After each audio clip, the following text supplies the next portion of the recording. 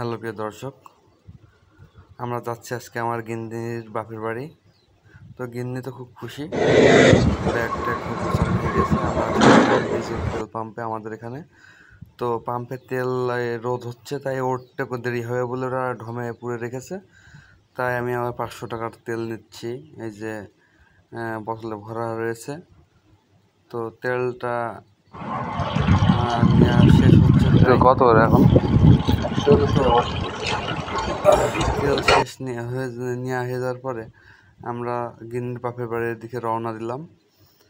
তো আমরা যে মাঠের ভিতরে রওনা দিলাম। তো আমার শ্বশুরবাড়িটা অনেক দূর, আর সামনে যে রাস্তাটা, এই রাস্তাটা অনেক সুন্দর, আপনাদেরকে দেখাবো। এটা হচ্ছে আপনার বানরিয়া থেকে যেতে আপনার চৌগাছা পর্যন্ত প্রায় রাস্তাটা এমনই। তো রাস্তার চারিপাশে দিয়ে খেজুর গাছ আর তাল গাছ, আর তার দুই পাশে ধানের ক্ষেত, দেখতে একটি অসাধারণ লাগে। তো আমরা এই যে রাস্তা দিয়ে যাওয়া আসা করি, আমরা মহেশপুর হয়েও যেতে পারি, কোটচাঁদপুর মহেশপুর হয়েও যেতে পারি শ্বশুরবাড়ি। তো আজ অনেক দিন ধরে প্রায় গিন্নি বলছিল যে বাপের বাড়ি যেতে হবে, তো অনেক দিন ধরে যাওয়া হচ্ছিল না। তো আজকে যাচ্ছি, যে চলে আসলাম নদীর কোলে। যেতে যেতে একটা নদী পেলাম, ওখানে দাঁড়ালাম কিছুক্ষণ, একটু দাঁড়ালাম।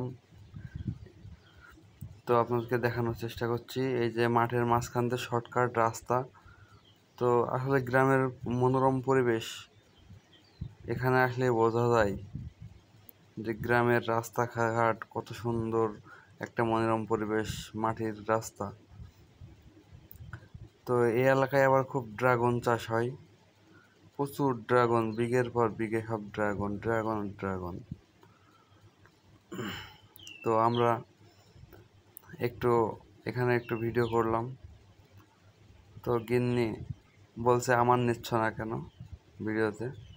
তো আমরা আবার চলছি এখন, এই যে নতুন একটা রাস্তা। তো এই রাস্তার কোলটা অনেক সুন্দর। তো চারিকোলে কাশফুল, এই কাশফুলের দেখার জন্য, রাস্তার কোলে এই মনোরম পরিবেশ দেখার জন্য অনেক মানুষ এখানে আসে। তো আমরা দুপুর টাইমে যাচ্ছি বলে এখানে কোনো লোক নাই, তো বিকেল টাইমে এখানে অনেক লোক হয়। যারা যারা আসতে চান তারা অবশ্যই এই লোকেশনে চলে আসবেন বিকেল টাইমে। অনেক মনোরম পরিবেশ, এখানে কিছু দোকান